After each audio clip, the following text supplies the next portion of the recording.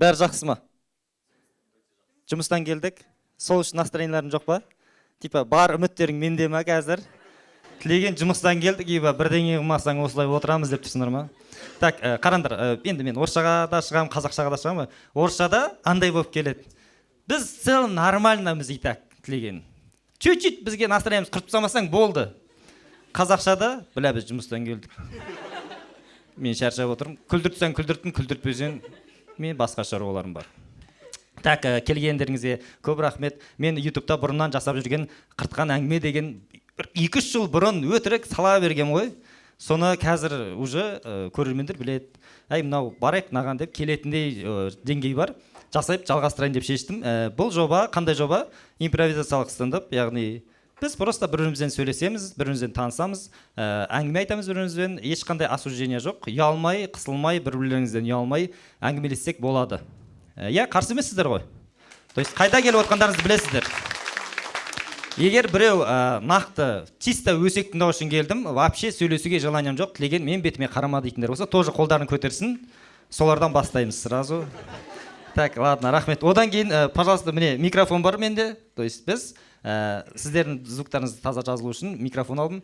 Ескертіп айта кетейін, тағы да білем, қазақ қоғамында түр көрсетуге болмайды, ұят деген секілді.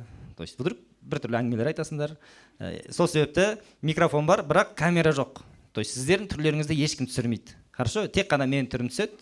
Егер если что ұялмаңыздар, камера жазылып қаламау түрім деген секілді. Хорошо? Все, так, қарап алайын бірінші түрлеріңізде, саламатсыз ба? Сізді өткенде келдіңіз, сізді білем. Ақшасы көп, делать не хрен адам, білем. Ассалаумалейкум. Уағалейкум ассалам. Жағдайың қалай? Керемет, брат. Все, есімің кім болады? Дархан. Дарханға бір шапалақ соқып қояйықшы. Дархан, сен жас нешеде? 22-де. 22-де. Сенде сумка не үшін? Ақшаң бар ма? Не үшін мына сумканы ұстайын деп шештің сен? Заттар көп, жұмыстан келіп отырмын, заттар көп. Арбаттан келіп отқан жоқсың ба случайно? Арбат жақтан, ол да бар. Жұмысым Арбат жақта. Жұмысын Арбат жақта ма? Билеу демеші, пожалуйста.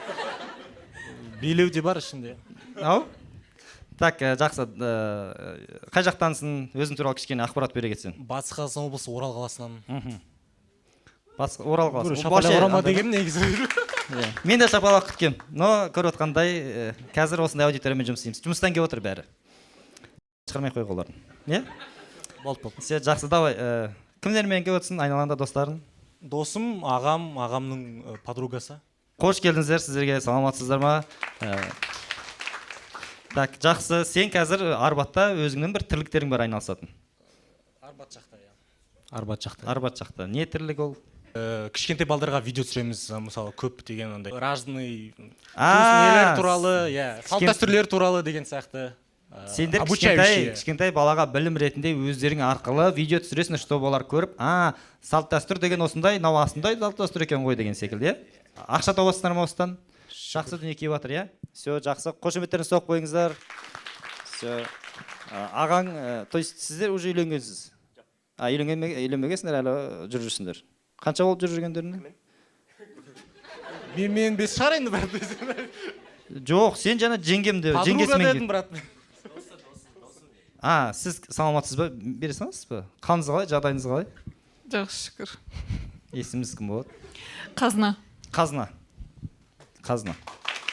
Рахмет. Иә, Қазына, сіз мына коллективпен не істеп жүрсіз? То есть, қалай доссыздар, қалай подругасыз бұларға? Бекжанмен мен 10 жылдан аса доспыз. Видео көруге барғам деген. 10 жылдан аса доссыз? Вау. Қай жерден бастап? Қалай таныстыңдар бір-біріңізден? Универ кезі, шамамен. 10 жыл бойы дос болып жүрсіздер ма? Бірінші курстан бері. Иә, доспыз. Достықтан биік ештеңе жоқ. Иә, оның өзінің жеке өмірі бар, мен өзім жеке өмірім бар. И олар қайда, жеке өмірлерін қазір қайда жүр? Неге вдруг жеке өмірлерін лақтырып, қой мен Бекжанмен кеттім стендапқа деп шештіңіз? Жұмыста отқам, бүгін тілеген да выступать етеді. Кеттіктен. Жеке өмірімді ұмыта тұрамын дедіңіз ба? Сіз қазір жеке өміріңіз дегенде жігітіңіз бар? Или жеке өмір дегенде қандай мағынада айттыңыз? Или просто жеке өмірім бар деген, то есть? Мүмкін жігіттер. Қалжың. Все, Қазына, рахмет сізбе. Микрофонды онда лақтырып жіберсеңіздер, бері қарай. Қошеметтерін соқып қойсаңыздар болады. Ужас. Желаниясы жоқ па ешкім сөйлесуге, бля, болмайды. ужас, мен сендерден вытягивать етіп қазір ашылайықшы кішкене. Давай, кім сөйле? Бір табылу керек, біреу, который ей мен деп өзі ответсін салады. Жалғыз өзі не істеп отырсың ана жерде? Бәрі нормально ма? Сен балконда отырып алғаныз? Осы жақтан билет алдың? Жаным, сен қай моментте шешін осы жерге отырам деп? 10 минут бұрын. Мына жерге отыруға желаниең жоқ па? Осы жер ұнайды. Орта міне бос, қаншама бос орын бар, сен вообще қуат екенсің негізі. Есімің кім сенің? Айнагүл. Айнагүлге микрофон бере аламыз ба? Қалыңыз қалай? Жақсы, өзіңіз қалайсыз? Рахмет, тағы да есіміңізді қайталап айтыңызшы. Айнагүл. Айнагүл. Айнагүл. Неге мына жерден билет аламын деп шештіңіз? Мен сіздің концертіңізге келгім келіп жүрген. Сонымен последний моментте решила, что келем деп. Бұнау не объясняйт, неге ол жерден орын алғаныңызды просто? Енді... Мен бәсе бүйтіп выступать етіп, біреу маған қарап тұрған секілді мына жақтан. Жоқ, мен ойладым. Никак подозревать етпеген ғой, сөйтсе бүйтіп. Астында бәрі достарымен келеді ғой, мен бір өзім келетін болғаннан кейін шетте отырған дұрыс деп ойладым. Өз-өзін шеттетіп жүрсің бе? Так, жақсы. Қай жақтан боласың? Шымкенттен. Шымкенттен? Давайте Шымкент, шапал. Алматыда оқып жатсың ба? Жоқ, жұмыс жасаймын. Мен негізі айтқым келгені, жұмыста бір проблема болып жатыр да? Мен арзан психологтармен шатастырып алдым. Да. Негізі сол жаққа дайындаған тақырыбым еді. Қазір айта салайын деп шештім. Мына арада адамдар сөйлесуге желайынша похуй, проблема болса проблема. Бізде департаментте 3 юрист бар. Біздің департаменттің директоры Америкада онлайн жұмыс жасайды. 3 юрист бар, ешкім сотталмаған шығар сендерде. Иә, сөйтіп мен басында ассистент болып кірдім, қазір полноценный юристпін. Мен банкке, госоргандарға, ЦОНға бүкіл жұмыс шығу керек жұмыстардың бәрі менде да. Ал екінші юрист менің әкеммен жасты кісі. Ол только договорлармен айналысады. Жаңағы продажа, жаңағыда, сондай заттар. Даже не разбираюсь. Вот сол кісі бізге недавно аудит келеді. Аудит деген жаңағыда бүкіл документтерін тексереді компанияның, ТОшканың. Сөйтіп, мен өзімнің частьімді выполнила, а ол кісі тұрады да жаңағыдай, мен жұмсағысы келеді, бастық сезінгісін келеді. Хотя ол бастық емес. Мен оған қалай айтам? В общем, басқа жұмыс ауыстыршы, білмеймін мен, честно.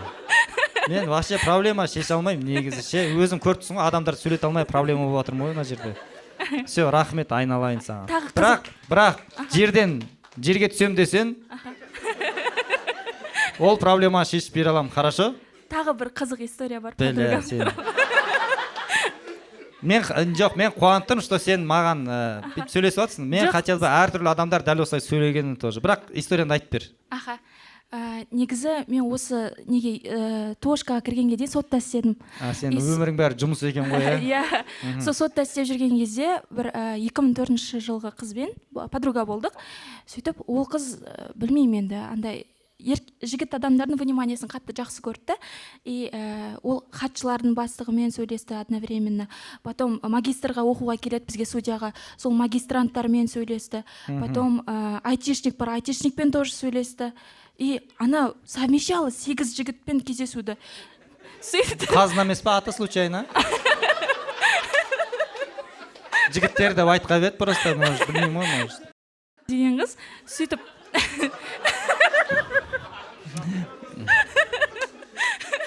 До абсурда доходило то, что Көкшетаудан бір жігіт оны ұнатып келеді, саған үйленем деп 3 күн демалысында соғызға бола келеді. А ол тұрады да жаңағыдай кездесуде мен шақырады, ана жігіт қызық емес екен, жүрші деп. Сөйтіп мен шығам. Сөйтіп шыққан кезде анау маған телефон береді жаңағыдай. Басқа жігіттер оған жазып жатыр ғой, соларға ответ деп. Ана жігітпен құшақтасып отыр бірақ. Фотоға түсіріп жібере салмадым ма құшақтасып тұрған. Сөйтіп енді андай екен, андай өзіңді кінәлі сезінді екенсің, біреу туралы өсек тыңдаған андай жаман екен. Иә, вот сол мен де айтайын деп шештім. Мен де айтам, өсек қайта-қайта айта беремін, қоя алмай жүрмін десең. Сөйтіп енді анау қыз мені хотя ешкімге айтқан жоқпын. Ана жоқ, осыған дейін. Ешкімге айтқан жоқпын, сол себеп бүкіл ютубқа жария етен. Осыған дейін айтқан жоқпын дегенім ғой. Сөйтіп ол қыз андай не қылды. Жалғастырып отқанша. Тыңдап сайық енді ақыры бастадық қой. Не болды өзі? Соңында не болды өзі? Қазір айтам.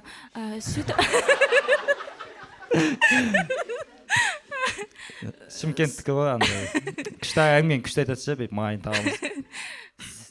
Сөйтіп жана жігіттеріне жауап бердім.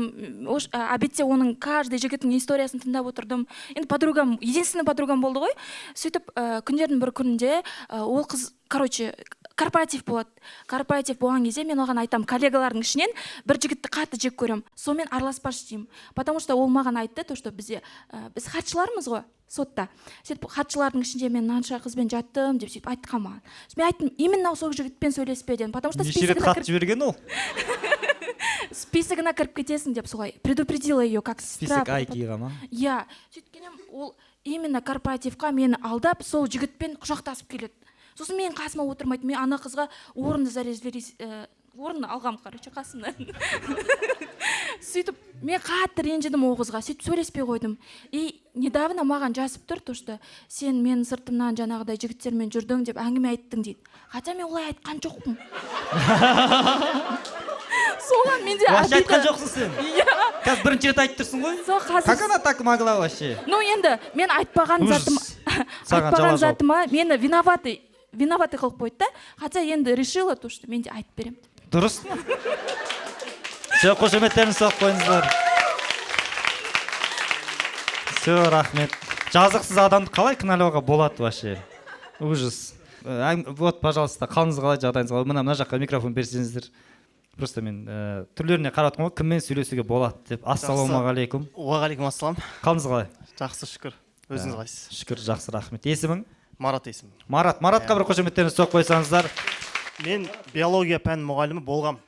Жалпы мұғаліммін, мұғалім болғам. История. Сол. Сәл мандыр.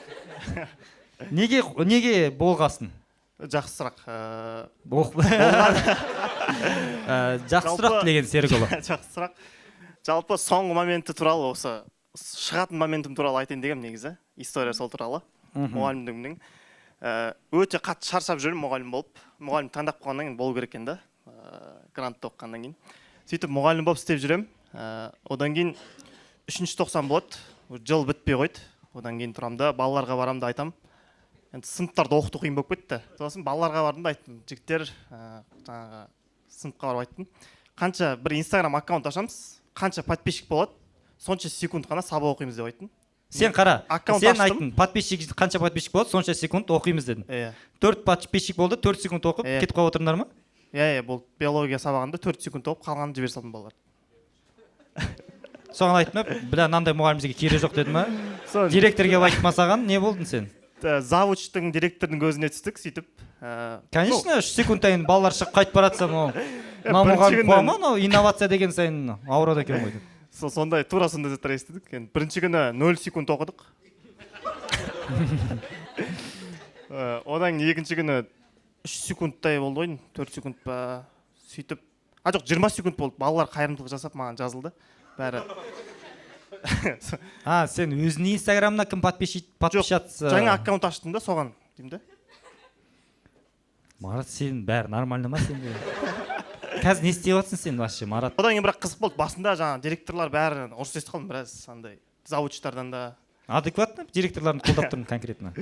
Содан кейін 3-ші күні ма, 4-ші күні ма ана бірінші күні салған видеом атып кетті, 0 секунд оқимыз дегенше. И одан 400 подписчик болыпты. Таңертең тұрсам. Бля, 400 секундта онша емес қой. 400 секундта. И сөйтіп 5-ші күні 700 болды.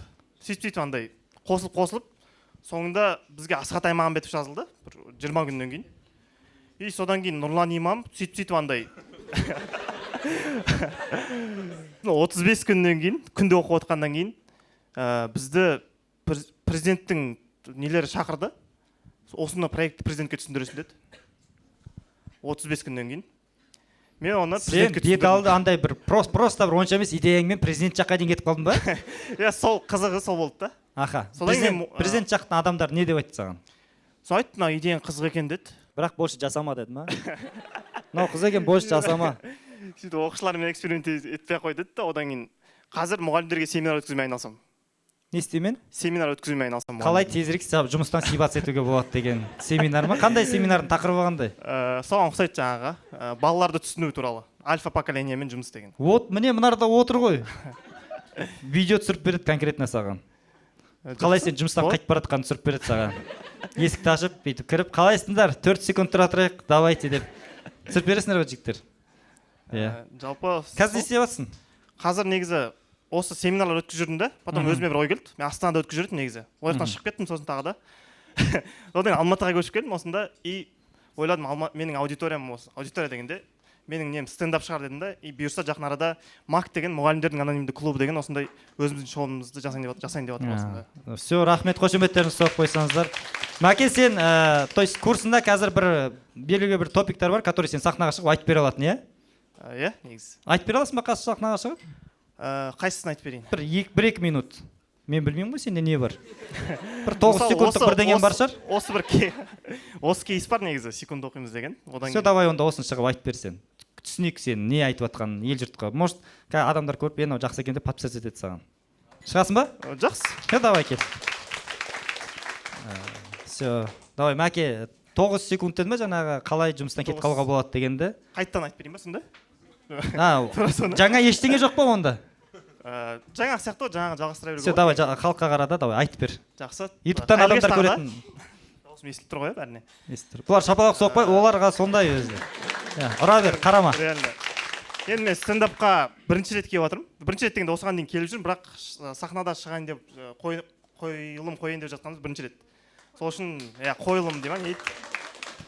Осыған дейін мұғалімдерге семинар өткізіп жүргеннен кейін енді кішкене басқа аудиторияда. Секунд оқимыз деген жоба негізі. Басында жоба деп ойлаған жоқпын, просто жұмыстан кеттім келіп жүрген. Одан кейін ол жоба болып кетті. Одан кейін андай бір Асхат Аймағамбетов байқағаннан кейін мен сразу жобаға айландырып жіберді негізі.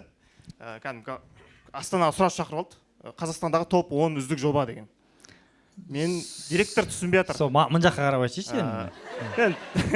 Кімге айтарымды білмей жатырмын да. Қарамай ма саған? Қарасаң көздерін, бәрі көздерін былай. Қызығып отқан біреу бар ма? Қызығып отқан біреу бар ма дейді. Әне бар. Сен жақсы, рахмет. Қарама, айта бер. В общем, басынан бастайын онда. Мен негізі оқушы кезде... Бәле, сен бастаған жоқсың ба әлі? 6 секундың қалды ғой, давай, тезірек. Оқушы кезде негізі сабақ оқығым келмейтін. Мен үшін 45 минут деген слишком ұзақ болатын. Одан кейін мен мұғалімдерге барып, әртүрлі ойындар туралы сөйлескім келетін, бірақ ешқайсы сөйлеспейтін мен. Одан кейін өзім мұғалім боламын деп шештім. Кәдімгі осознанно өзім мұғалім боламын деп шештім. Ата-анам хирург болсын деген. Мен кәдімгі ата-анама қарсы шығып, өз жолымды өз бағытымды таңдадым. Қарсы шығып биолог болдым, иә. Айттым, мен қаннан қорқамын дедім. Енді атмасы табуға болады. Сөйтіп педагог болдым. Педагог болып жүріп ойладым мен ойындармен сабақ өтемін, анау-мынау депші. Бірақ алғашқы мұғалімдігінің алғашқы аптасында кетем деп шештім. Неге тез шешім қалды? Жалпы қалай айтса болады, оқушының көзқарасымен сабақ және де мұғалімнің көзқарасымен сабақ деген мүлде бөлек екен. Америкада тұрып жатырмын деп ойлап қалдым өзім. Қоңырау мұғалімге деген сияқты темаларды уже қолдана бастадым. Менде сразу бірінші аптада андай қалай айтса болады. Сөйтіп бірінші аптада сразу балаларға Майнкрафт деген ойындар бар, білесіздер ма? Сөйтіп мен де ойладым, ойындармен өтемін, күшті мұғалім боламын деп ойладым. Балаларға сөйтіп келдім, давайте Майнкрафт ашыңдар дедім. Сыныпқа сразу бірінші аптада. Телефондарына ма? Телефон, ноутбук не бар, бәрін алып келсін дедім. Сосын Майнкрафтпен өттік. Бірінші 90 бойы.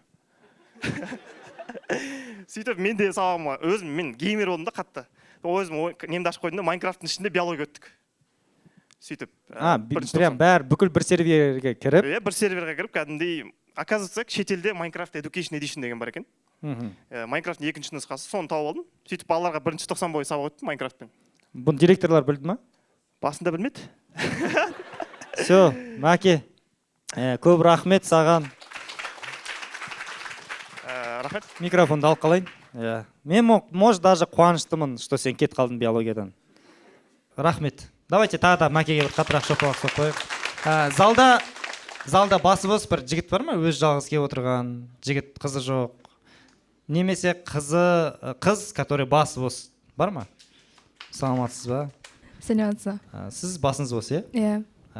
Қанша болды басыңыз бос болып жүргенде? 19 жыл болды. Есіміңіз? Олдай. Жігіттермен неге сөйлеспейсің?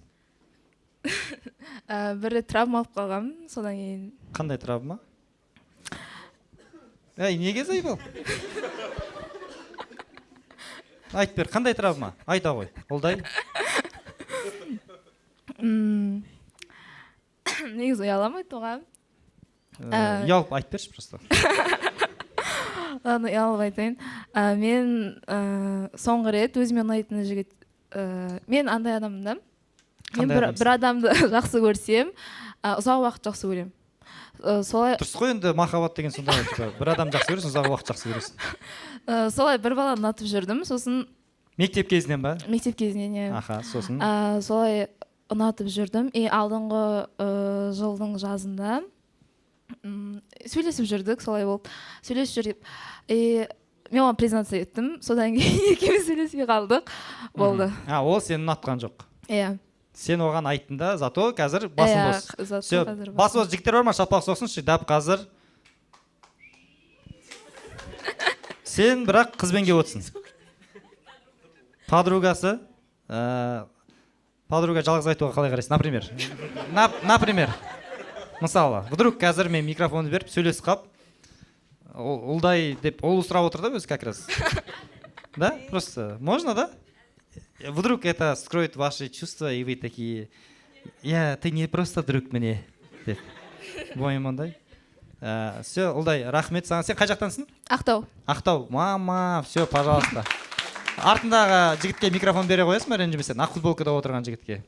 Ассалаумалейкум, брат, қалайсың, жағдайың қалай? Уағалейкум ассалам, шүкір, жақсы, өзі қалайсыз? Шүкір, жақсы, рахмет. Есімің? Әлібек болады есімім. Әлібек. Иә. Әлібек, қай жақтан боласың? Осы Алматының тумасымын. Мобилографпын. Тағы не айтайын? Әртүрлі ракурстардан түсіресің ғой, Иә, әрине. Все, пожалуйста. Все, айта ғой. Қай жылғы боласың?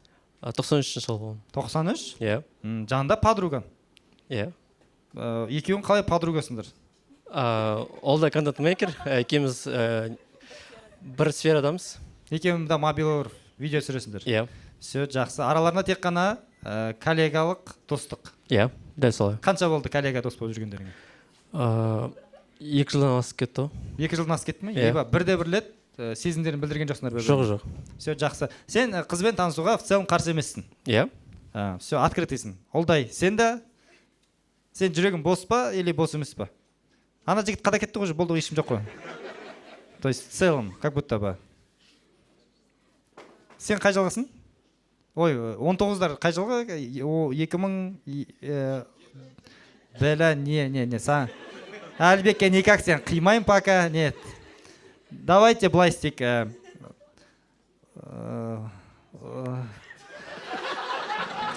Кымыса, қазна.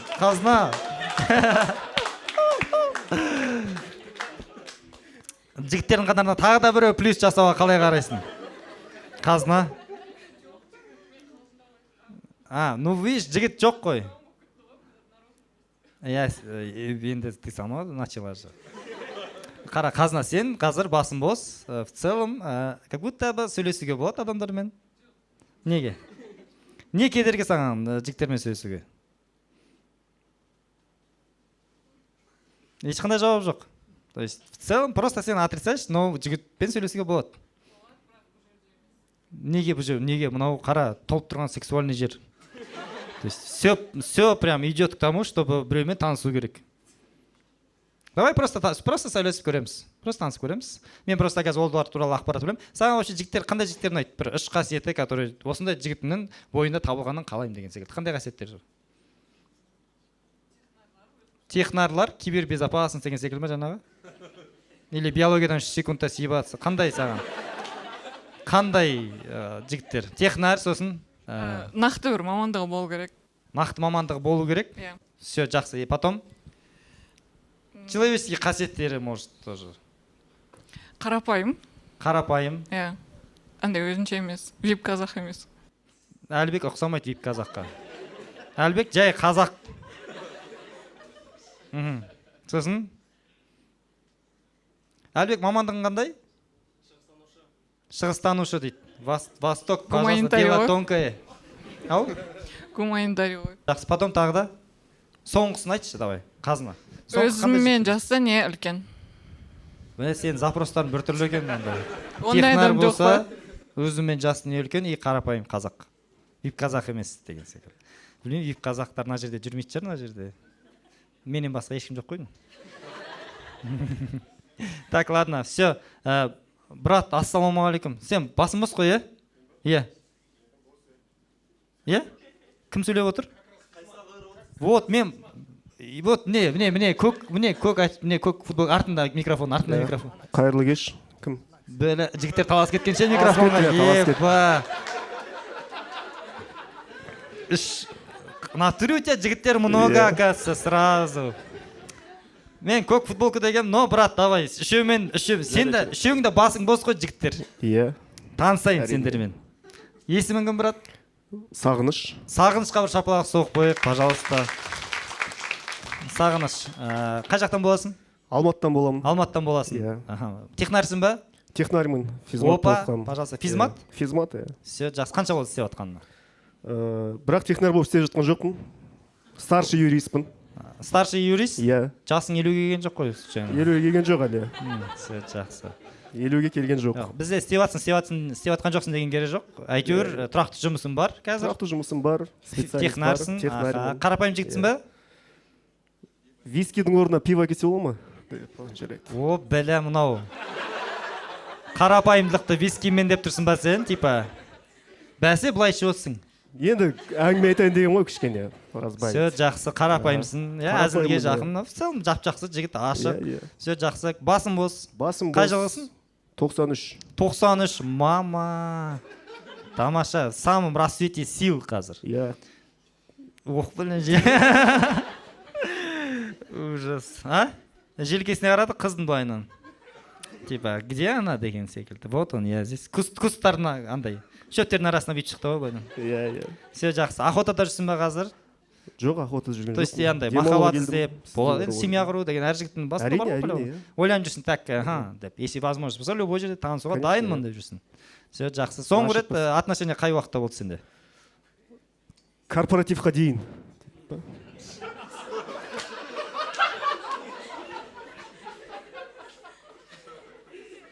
Қандай корпоративқа дейін? Осы 9 майға арналған корпоратив болған. Жап-жашық қызбен жүріп жүредім. Сосын что-то не срослось. Ол корпоративтің қатысы қанша болған? Енді юрист болып жүрдім. Мен де ана жаққа барып әңгіме айтсам бола ма? Юристтер жасырғандардың көп негізі сендер ше.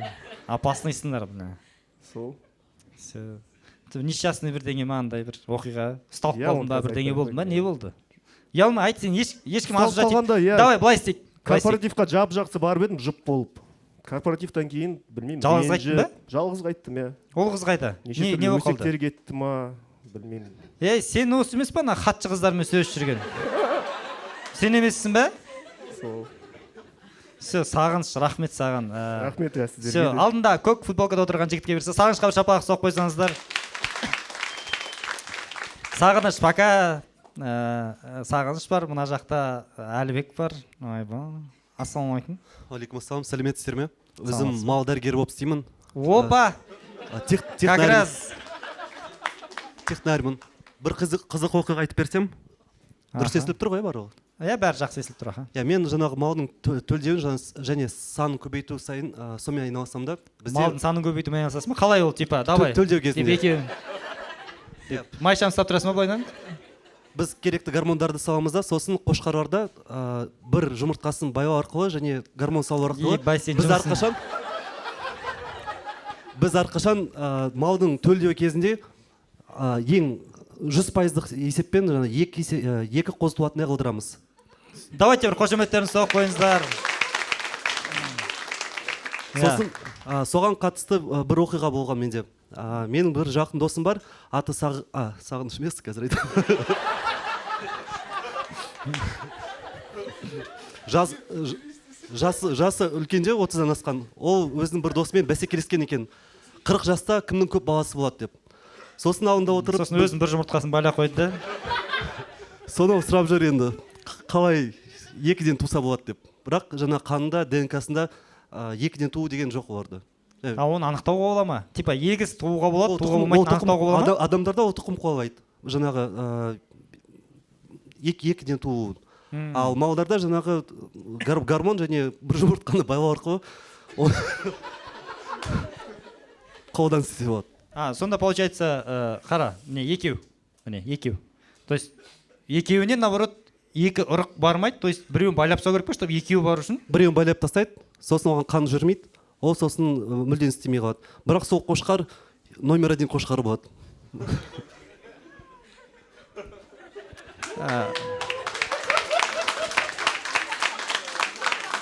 Мәке, мынаны не обязательно қайталап, если что, ескертіп айтайын. Сен нестандартный идеяға жақынсың ғой. Бір жағым істемей қалса айырам деп тұрған ондай керек емес. Сразу ескертіп айтайын, если что. Бұл тек қана малдарға, иә? Майнкрафтта ол жоқ. Майнкрафтта ол жоқ. Все, жақсы, рахмет. Көп рахмет саған. Кешір, мен сен есіміңді сұрадым ба? Алнұр. Ау? Алнұр. Алнұр, все, рахмет бөліскеніңе. Өте қызықты ақпарат. То есть біз білмедік. Қазір сен агро шаруашылықты, агро деп қой, сельское хозяйственный, в общем, ауыл шаруашылығын дамытып жатсың. Все, рахмет саған көп. Осындай адамдар барына, конечно. Конечно, барлығымыз бастық болмаймыз ғой, дұрыс па? Жұмыртқа ұстайтын адамдар да керек. То есть, все, рахмет. Алнұр, сен басың бос па? Боспын, бірақ кішкене вип-таумын да, келмеймін. Вип-таусың ба? Все, ана. Все, жақсы, ана, брат, микрофон сүрте салшы, пока, я. Вип-тау екен да, жұмыртқа ұстайды екен вип-таулар. Уже ақша көп, не істерін білмейді да, просто. Все, рахмет. Ақшасы жақсы ма ол жердің? Екесе көбейтемін ғой, екесе ақысын аламын. Да? То есть, получается, мысалға, мен мал дәрігеріне оқуға түсем, например, иә? Ары кетсем 300-500 мың солай. Жоқ, имеется в виду, мен мысалға мал дәрігеріне түскеннен кейін ветеринар боламын. Ветеринарлар біз білетін көбісі просто малға көбі укол салады, қолын тығып, сиырға, у нее там все хорошо деген секілді. А сен қалай келдің осы мамандыққа, что, то есть, өзіміз микрофонды қайтадан алсал, потому что сұрап алу керек болып тұр до конца. Көбісі келеді, жаңағы укол салады, таға жасайды мысалы жылқыға, қолын керек жерге салады, керек емес жерге де салады. Ал мен жұмыртқа байлаймын. Мынау не болды? Жұмыртқа байлаймын. Ау? Бір жұмыртқасын байлаймын ғой, қошқардың. Мен жұмыртқа байлаймын.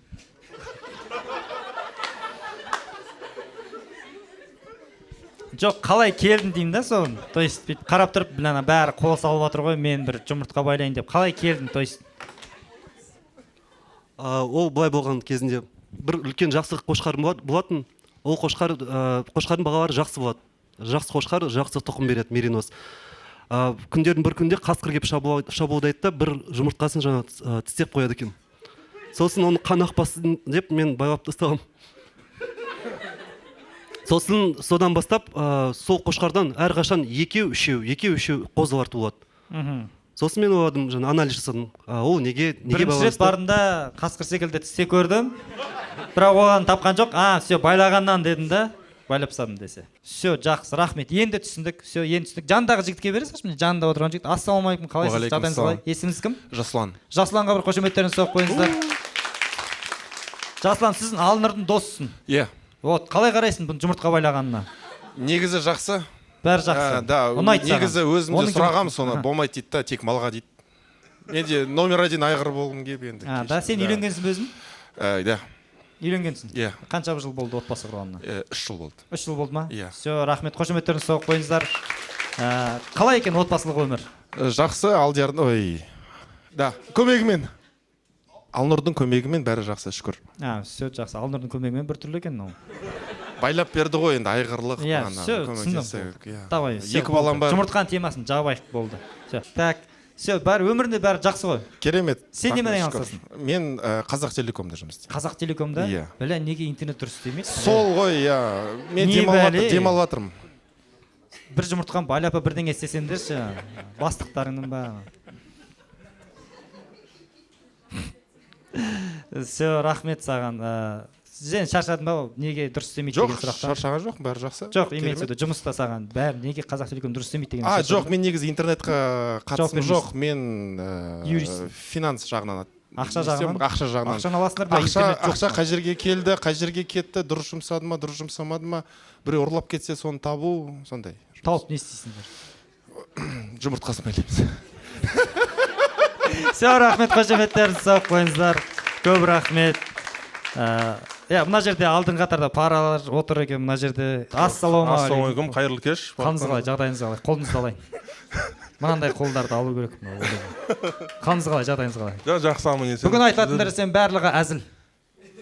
Если что, вдруг болды. Амп еткізем деп ойласаң, андай кептір түріңше, сөйлеспейтін секілдісің. Болады андай, сөйлеспейді, бірақ любой момент ұрып жүруі мүмкін. Жоқ, ондай жоқ. Жүрегім жұмсақ. Нәзіксің ба негізі? Гүлескейсің ба мысалы? Арасында болады. Да, все, есімің кім болады? Есім Елдос болады. Елдос және жаныңызда? Анель болады. Анель, Елдос пен Анельге бір шапалақтарын соғып қойыңыздар. Қалай таныссыңыздар? Қанша жыл болды сөйлесіп жүргендеріңізге пара болып? Жыл болған жоқ. Негізі бір жұмыс орында жұмыс жасаймыз бірге. Бір айдан асты, Екеуін жүрсіңдер ме уже? Құдайға шүкір. Молодец. Түрің грозный болған. Қазір жанында ұялып отыр. Негізі екеуміз жақсы сөйлесеміз. Қазір танымайтындай болып отыр ма? Жақсы, сен қандай жұмыс істейсіңдер екеуің? Біз автокөлік шығарамыз, Қытай автокөліктерін шығарамыз. Осы Алматыда завод бар. Сол жерден шығарасыңдар, жинайсыңдар ма? Құрастырамыз. Қандай сбор, қандай автокөлік? Астана Моторс. Астана Моторс. Пожалуйста, шапалақтарын соғып қойыңыздар. Қандай машиналар жиналады ол жерде? BYD, Хавал. Білмейсің ба сен өзің вообще? Білмеймін ғой, бір ай ғана болды істеп жүргеніне. 4-5 бренд шығады. Хавал, Танк, BYD, GVM, Cherry, Чанган. Вау, молодцы вообще. Жинайды, мен сатам де. Көріп тұр, жинайды. Сен сата алмайсың ау? Біз дәнекерлеу цехында жұмыс жасаймын. Кузовтар құрастырамыз. И дальше ол сборка болады, покраска сөйтіп. Қызым бухгалтерияда істейді, ақша санап. Все, жақсы. Өздерің қалай советуйте Қытайдың машинасын алуға, или че? Чанганды алуға болады. Чанган, Танк 300 деген сияқты машиналарды алуға болады. Қалғандар ше? Қалғандары енді. Жаяу жүргеннен гөрі жақсы автобуспен жүргеннен. Сондай ма? Міне машина алдым, жаяу жүргеннен жақсы мына машина деп. Все, жақсы. Екеуін таныстыңдар? Бір көргенін ұнаттың ба сен? Или қалай болды? Негізі мен Анельді негізі байқағаныма өткен жылдан байқағам, бірақ батылым бармай жүр. Қай жерде байқадың сен Анельді? Негізі жұмыс істеп жүргенімізге бірге бір жылдан асты. Бұл как раз келесі жыл бір жыл болады. Завод үлкен, бізде 2000 адам жұмыс жасайды. Мен бұл қызды байқаймын, бірақ мен жүрегім батпайды да, жақындап сөйлеуге, сыртына қарағанда өте әдемі болған соң енді батылың бармайды ғой, енді бетіне отказ алып қаласың ба деп. Сөйтіп осы март айында, как раз 5 күн демалыс кезінде, наурыз кездерінде мен бір нәрсе ішімнен батыл болып, бұл қызға жазамын. Ол инстаграмда крикқа барайық деп айтады. Неме деп айтады? Крик деген кино бар ғой. Соған барайық деп заметка жазған. Мен оны аламда давай крикқа барайық деп. Мен өзім негіз қорқынышты кино көргім келмейді, ұнатпаймын. Бірақ крикқа барайық деп айтам. Сөйтіп сол повод ретінде сөйтіп барамыз да, бірақ басқа бір киноға барамыз. Сөйтіп тоқтай тұр, не болып кетті? Сен крикқа барайық дедіңдер, бірақ соңында басқа киноға бардыңдар ма? Негізі крик деген киноға барайық деді. Мен бірақ қорқам крик деген кинодан, барғым келмейді дедім. Мен енді білдірмейсің ғой, түрің деген крикті өзің крик болады адам сол. Сен мына түріңмен криктан қорықса, мен білмеймін, допустим, сен, мен менен арада, білмеймін, тағы да кім бар? Мәке бар, бәріміз қамалдық, допустим, крик болып отыр. Саған сенеміз ғой бәріміз, дебай. Енді сондай ғой, бірақ сонда да қорқынышты детский травма болды ма, білмеймін, қорқынышты кино көп ұнатпаймын көрген, скримерларды ұнатпаймын. Сөйтіп «Конец света» деген киноға барамыз, сөйтіп. Все, бол, «Конец света»ға бардыңдар ма? Кино «Конец света» деген кино бар, 2 сағат, еще жақсы өлең айтады, бүкіл 2 сағат. Бір ай болғандар көрініп тұр жүргендерін, қойшы. Берші, Анельге берші. Анель, бірінші көргенде не ойладың? Қалайсың? Саламатсыз. Қалайсың? Жақсы, өзіңіз? Жақсы, рахмет. Бір көргенде не ойладың? Сол енді мінез ауыр, көп сөйлемейтін деп ойладым. Көп сөйлемейтін деп ойладым. Инвентаризация кезінде көрдім. Инвентаризация кезінде көрдім. Содан кейін жұмыс барысында нетіп қалдық, кездесіп қалдық. Бірақ ашыла келе нәзік екенін түсініп. Қандай жақсылық қасиеттері бар? Айтшы. Өте добрый, қолы ашық, сыртынан андай бәрі айтқанда грозный көрген, бірақ жұмсақ. Грозный, бір жұмыртқасы байланған. Жұмысына өте адал. Бұқаға кеп тұр енді, мен енді не деймін. Жұмысына адал, еңбекқор сол. Все, рахмет, қошеметтеріңізді соғып қойыңыздар. Все, сен төбелеспегенсің ба вообще өмірде? Болды ма? Айтып берші бір төбелес оқиға. Мен есімде мектепте төбелескем, бізде мектепте ғана төбелестің ба? Основном мектепте, универде. Негізі мен түріме көбісі батпайды төбелескенге. Мен уже негізі былай көбісі батпайды. Мен көшеде көрсе уже автоматически победа. Задний бересің ба? Жоқ, ондай нәрсе жоқ. Мен жоқ, басқа адамдар задний бере ма уже? Я автоматически. Мен лично айтып едім, я пожалуйста. Я көп ешкім рисковать еткісі келмейді өмірімен. Сол үшін былай енді Құдайдың бергені ғой, бүйтіп пайдаланамыз, еще батыр болып тойларға шығамын арасында. Батыр болып тойларға шығасың ба? Иә, түсінде тойларға шығып қоямын. Сөйтіп, короче, мектепте төбелескенімді айтайыншы. Мектепте бізде орыс қазақша мектеп болды. Кезекшілікке қоятын ғой, сол кезінде жүгірген балалар тоқтатып, сөйтіп мен сөйтетім. Тыр көрсетесің. Иә, мен деген, кіргізіп мектепке ерте барып кіргізбей тұршы еді ғой мектепке, кезекші болып. Сөйтіп бір орыстың балалары кіріп баратқан кезде мен тұрамды ана желкесін алып шығарып жіберем ғой. Сөйтіп ол бір өзінің атаманын айтып келеді. Сосын маған кеп класста отырсам, бергел бері деп. Мен ана коридордың ішінде ғой, 3-4 бала келген, мен деген аяғым ұзын, теуіп бәрін құлатып тастадым. Сөйтіп төбелес. Бірақ былай өзім таяқ жеп көрмеген бұл. Чисто сол победалар ғана. Все, рахмет саған. Рахмет, қошеметтеріңізді соғып қойыңыздар. Медленно, ақырын, все, рахмет. Ассалаумағалейкум, брат.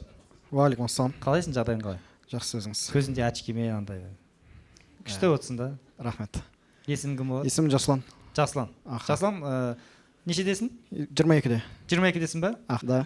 Қандай жігітсің сен? Өзің туралы айтып берші өзіңді. Жалғыз келіп отырсың ғой бүгін, иә? Жоқ, подругалармен келдім. Подругалармен келдің? Алдында отыр. Қайда? Алдында отыр. Все. Қалай подруга? 2 қыз подруга ма, 3 қыз подруга ма? 2 ақ киімдегі. Сезімдерің жоқ қой, иә? Жоқ. Похумау. Все, давай. Мен қыздардан сұрадым ғой сезімдер туралы. Все, давай, өзім туралы опиши. Өзім туралы жұмыс істеймін қазір. Бітірдім. Жұмыс істеймін қазір. Қайда жұмыс істейсің? Умак деген компанияда. Умак? Не істейді? Кассовый аппараттар. Магазиндерде тұрады. Иә, соларды шығарасыңдар. Соларды біз установить етеміз. Мен именно мен должностым выездной специалист. Сен барып мен установить етіп, обучить етіп. Бүгін простой адамдар жоқ көріп тұрсыңдар. Простой адамдар жоқ. Содан кейін тағы да человеческий қасиеттер, адами қасиеттерің қандай бар? Оны қалай айтасың? Ау? Оны қалай айтам? Жандағы подружкаларынан сұрайық па или? Ол не істейтінді айтайын. Мысалы мен залға барам деген сияқты. Қайда барам? Зал. Спорт залға барасың? Спорт залға. Денең бар? Денем бар. Марафон жүгірем, тауға шығам. Болды. Адами қасиеттерінен, то есть сен... Жоқ, қалай айтасың ол қасиеттерді? Олай ма дін кеп тұрған жоқ. Сен спорт залға барасың, сол себепті адами қасиеттердің не екенін айта алмайсың. Иә. Подружкаларына береші, сұрайықшы. Саламатсыздар, есімдеріңіз кім сіздердің? Саламатсыз ба, мен есімім Аяулым. Аяулым, саламатсыз ба сосын? Мен есімім Ақмаржан. Аяулым Ақмаржан. Иә, айтып беріңдерші кішкене. Жалпы Жасұлан өзі айтқандай залға барады, получается. Сосын тауға шығады. Жоға, айтайын дегенім, ол дисциплинасы өте мықты адам. Яғни аптасына 3 рет болса, 3 ретте жаңа қалмай, всегда тренировка жасап жүреді. И достарына пофиг қарамайды. Мысалы, қиын жағдай болатын болса, немесе какой-то проблема болса, шешуге, көмектесуге тырысады. Вот, сұрақ, вот, менде сұрақ. Есімің кім сенің? Аяулым. Аяулым, қара, кешір, жаңа сұрадым ғой, Аяулым, қара. Жасұлан, жақсы жігіт дейсің, барлық жағынан жақсы. Неге сендер Жасұланның подругасысың онда? Мен жігітім бар. Жігітім бар ма сенің? Ар жағында, кешір, есімің кім дедің жаңа? Ақмаржан. Ақмаржан, сен жігітің бар ма тоже? Жоқ. Неге онда Жасұландай жігітпен сөйлеспейсіңдер? Не кедергі? Неге ол? Біле бұл нихуевый жігіт бұл деген, тауға шығады, бұл тренировка барады. Бірақ жүрмеймін. Неге?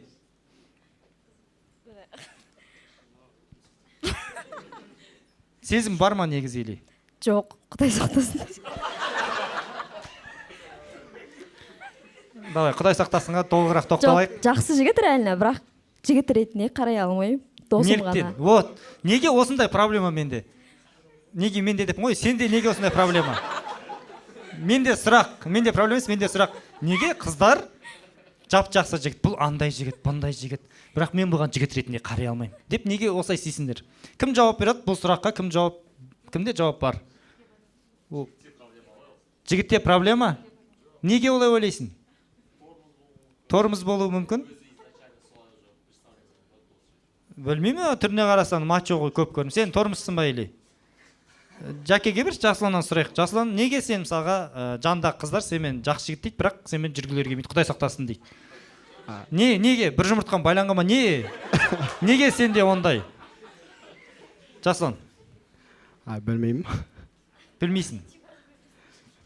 Типажым емес деп айтшы деп отыр. Екі бір-бірімен ұрысып қалса. Бұны күлеміз деп келіп едік, қырылып қайтып барамыз десе.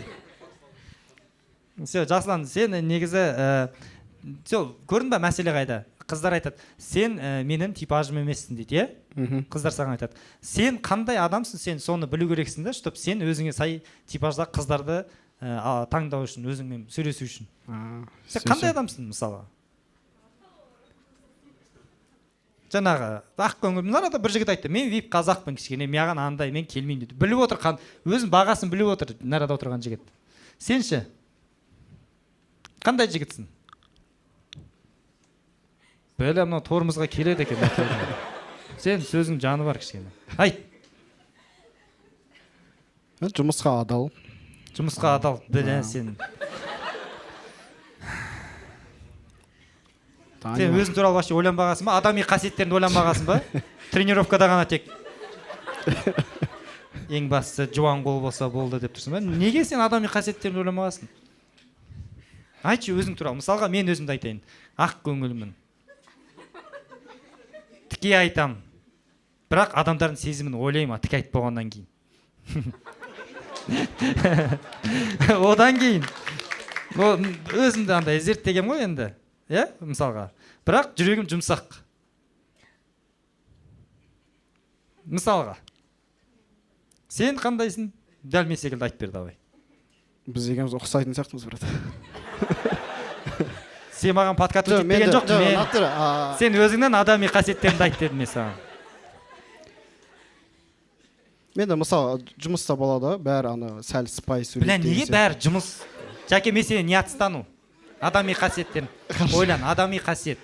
Пример көрсетіп жатқан ғой. Мысалы жұмыста бәрі сыпайы сөйлейді, мысалы бастықтарға анандай. Жоқ, ол бастық, сен ақша керек қой саған сыпайы. Жоқ, вот именно мен айта аламын да, мысалы, там жаңа қызды айтты ғой, мысалы үлкен кісіге қалай жоқ деп айтамын. Мен солай жоқ деп айта аламын. Менде типа қорқу деген жоқ та, мысалы жоқ деп айтуға. Жеке шекараңды қорғай аласың. Иә. Сен ата-анаң қай жақта тұрады? Тараздан мен өзім. Үйдегілерден сепарация бар ма? Анда или үйдегілер бүйт сөйт десе болды деп істейсің ба, или жоқ, мен мына нәрсені істегім келіп тұр, былай деп айта аласың ба? Айта аламын. Айта аласың. То есть андай қазіргі тілмен айтқанда мамсик деп жатыр ғой, ондай емессің. Өзің үйінде құрметің бар, жігітсің. Все, жақсы. Қыздан қандай қасиеттер көрінген білесің? Қыздан қасиет сұраған бір түрі шығар сенен. Өзіңді танымасаң. Қандай қыз ұнайды саған? Қандай мінезді қыздар ұнайды? Ну, во-первых, женственный болса. Женственный? Да. Ол қалай женственный деген? Қалай? Қыздар и так женственный ғой, я натуре. Женственный деген қалай ол? Мысалы, сәл сыпайы сөйлеп дегендер болады. И майысып. Майысып, сыпайы сөйлесе? Аниме көріп отырсың ба, немене? Жоқ, көрмеймін. Все, жақсы. В общем, саған негізі сен жақсы жігітсің, көрініп тұр. Давайте Жәкеге бір шапалақ соғайық. Мен айтып отқаным бәрі жай ғана әзіл. Жай ғана әзіл. Все. Не айтайын деген интересно, 30+-тағы. Бағана сіздер причина іздеп отырсыздар ғой. Тормоз деген, тормоз и спортсмен болған, это не приговор, я считаю. Мен өзім 2 рет үйленіп, 2 рет ажырасқан адаммын. Қазір бойдақпын. Біле, сен тормоз емессің ғой. Енді ол соған жауап берсеңіз маған. Не деп? Қалай? Бағана бер. Неге мен 2 рет ажырастым десің? Мына жақтағы ветеринар жігіт досым. Оң жақты да көрдім, сол жақты да көрдім. Ну, работает. Ол да причина емес. Жоқ, сен маған қандай бір сұрақ қойып отырсың ба, или? Енді біз қазір бір сұраққа жауап іздеп жатырмыз ғой. Неліктен жас жігіттер жас жігіттер жалғыз жүр. Жалғыз жүр, иә. Соның бір причинасы ретінде тормоз деп айтты. Мен онымен не согласен, келіспеймін. Сен өзіңді качок тоже тормоз санайсың. Білмеймін, өздеріңіз айтыңыздар деп па? Жоқ, олай санамаймын мен. Сондықтан айтып тұрмын ғой. 19 жаста бірінші курстан кейін үйлендім. Универ бітіргеннен кейін ажырасып кеттім. Юриспруденцияны қуып кеттім дальше. Сондықтан одан кейін екінші рет болды. Брат, сен әңгімен арзан психологтарға барайын ба? Жоқ, сен әңгімен басқа. Бұл жерде қыздар жағынан, типа қыздар жігітті, мынау жақсы жігіт, он такой идеальный, он такой красивый. Ен неге кездеспейсің? Нет, не могу дейді. Олай, ол өте қате ой деп ойлаймын. Ой, біліп тұрып қой сол енді.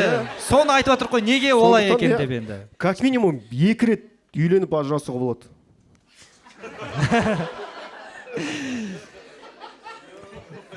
Екеуіңді қосайық та, қалай 4 секундта үйленіп ажырасуға болады деген бір курс жасайық.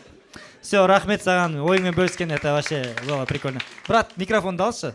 Айтшы, ойынды түсіндірші, не деп айтқың келді? Андай ғой, мысалы, подруга деген ол... Сенде микрофон істеп тұр ма, или өшіп тұр ма? Разы, істеп тұр.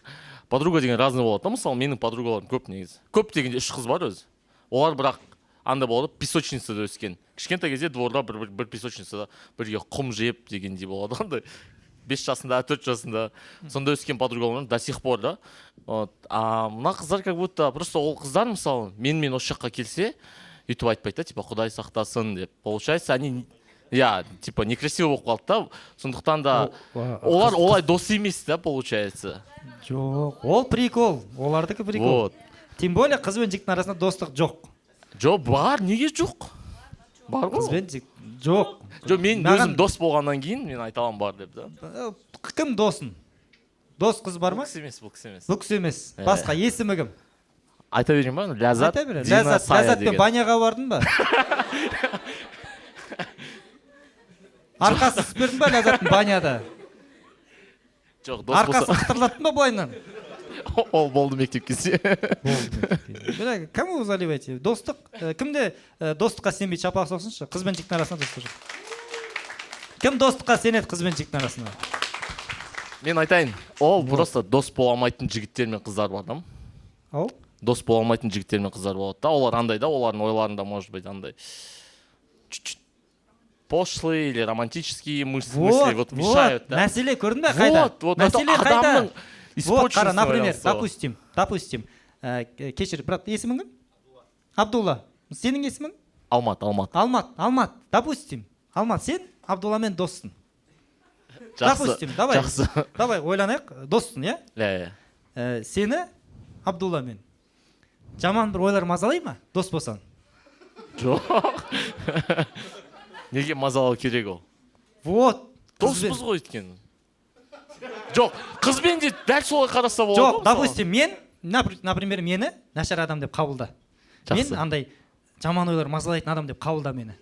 Мен Абдулламен доспын екен, мысалға. Енді ол еркек пен еркек ол қалай болады ол? Вот именно, еш қалай болмайды, нихуевый да андай. Түсінесің ба? Қыз бен жігіт болса... Жоқ, бұл жерде айтқым келетіні ол адамның өзінің мышлениясына байланысты ғой. Давай былай істейік. Допустим. Сен екеуміз бір үйде тұрып отырмыз. Жақсы. Квартира снимать етіп тұрып отырмыз. Сен командировка кетіп баратсың. Иә? Абдулла айтады, онда мен бір апта сен үйінде тұра тұрайын дейді. Біздің үйде. Сен кетіп баратсың ғой. Давай деп Абдулла келеді. Мен қызғанасың ба сен? Жоқ, не үшін? Қызғанбайсың. Но дос ретінде егер Абдулланы танымасаң әрине, онда болады дос. Менде мысалы 2 круг бар да, екеуімен де жақсы араласам, мектеп кездегі, универ кездегі. Екі жаққа да шақырған кезде айда бір таңдау болып қалады. Енді қара. Например, сен қызыңмен бір үйде тұрасың. Например. Иә? Болған. Ау? Болған деп айта берсең. Иә, и бір досың келеді. Қызың досы келеді үйге. Сен командировка кетіп баратыр екенсің ғой, онда бір апта мен досым осында қарт ойнап өзіміз отыра берейік үйде дейді. Қалай болып кетті? Үйде қарт ойнап өзіміз демалып осында отыра берейік дейді. Қызым кетіп жатыр мен. Қызыңның досы келіп отыр да үйге. Қате ғой ол. Ол қарасай. Неге? Мен түсіндірейін енді. Ол қара. Неге? Солидарность деген нәрсе бар. Есі дұрыс еркек олай келмейді да негізі. Неге? Сондай нәрсе бар да. мысалы менің екі вот жоқ айттым ол ғой. қара екеуі жақын тыңда мен тыңда екеуі жақын дос екен ананың басқа баратын жері жоқ басқа баратын жері жоқ сендер қалаларың келіп отыр сендердікі неге отыр не істейсің мен айтайын қараңыз менің Дина мен Ләззат деген подругам екеуінде жігіті бар да мысалы Зина мен Ләззат иә екеуіне бірге жүруге болмайды ғой Зина мен Ләззатқа вот тыңдасаңызшы екеуінің де подругасы жігіті бар да оның мен бірақ оның үйіне барып Зина ғой үйіне барып мен нете алмаймын да мысалы жігіті бар екенін біліп тұрып сенің үйінде қонамын деп бұл қате нәрсе ғой так ладно в общем қыз бен жігіттің достығына сенесің бірақ баняға барып көрген жоқсың все рахмет қошеметтеріңізді соғып қойыңыздар иә рахмет саған оймен бөліскенде негізінде көптеген сұрақтар который ой шешілмеген бірақ әркімнің ойы әртүрлі ол нормально иә менікі жай әзіл ретінде мүмкін бар шығар просто мен өзім сенбеймін деген секілді ғой иә саламатсыздар ма тағы да қалыңыз қалай жағдайыңыз қалай еще раз тағы да есіміңізді қайталап айтып жүрсеңіз аяулымға бір қошеметтеріңізді соғып қойсаңыздар пожалуйста аяулым жаңа сіз басында сұрадыңыз ғой қандай өмірінде жаңалықтар болып жатты деп сол жаңа есіңізге түсті ма жоқ айтуға енді ғана решаться еттім все давайте онда жалпы мен өзім гид болып жұмыс жасаймын туркомпанияда иә қырғызстанға шығатын айтайын дегенім мен гид болып жұмыс жасап жатқаныма примерно 1 жылдан асты ровно 1 жыл бұрын кірдім бұл жерге и мен 7-сі күні турға шықтым получается 6-сы күні 7-сіне ауысатын кезде түнде сборда болып Қордайға азанда жетеміз утром и бір күн целый день жүріп қайтадан Алматыға келеміз и келесі күні 8-і күні мен жігітіммен болдым этот неде тоқтамай тез конная прогулкаға бардық и сол күні мен тоже ұйықтаған жоқпын үйге келіп 8-і күні қайтадан турға шығып кеттім и 9-і күні қайтадан турға шықтым получается вообще ұйықтаған жоқпын осы күндердің арасында и 8-і күні турға шыққан бір туристкам маған 9-і күні отзыв жазған сізбен күшті болды и Каспиімді ашып қарасам 5.000 теңге сізге кофеге деп салып жіберіпті и осыны айтқым келді что мен сен просто 5.000 жіберген адамды өйстіп айтасың ба жүрген жерінде иә мен енді бірінші рет алып тұрмын ғой өз мен саған 6.000 жіберейін мен айтып жүр онда жоқ мен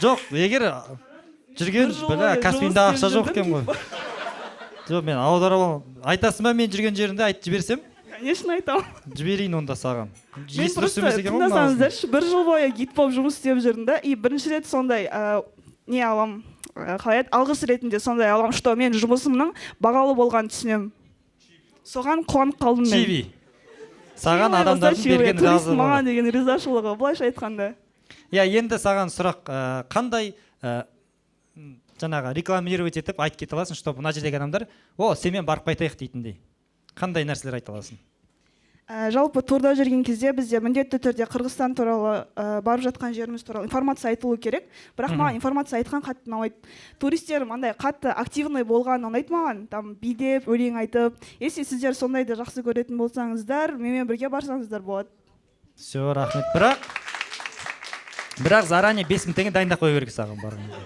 чтобы сен в целом сен уже видишь сен проблемаң қазір қандай болып тұр сен уже нәумез болып жүресің андай мысалға иә нәумез деген сөз типа сен береді деп ойлап жүресің бүйтіп бәрімен жақсы сөйлесіп уже бәрімен күшті сөйлесіп жүресің да үйге келесің Каспиға былай отырасың бля ешкім жіберген жоқ дейсің да қайтадан то есть уже сондай бар ғой сезім сенде ондай жоқ менде мен үшін главный не айтылса болды отзыв жазылса болды маған что мен стараться еткенім бағаланғаны мен үшін тоже маңызды все давай онда сен маған номеріңді айтасың ба былай ма вообще бля сені мазандалатындай бір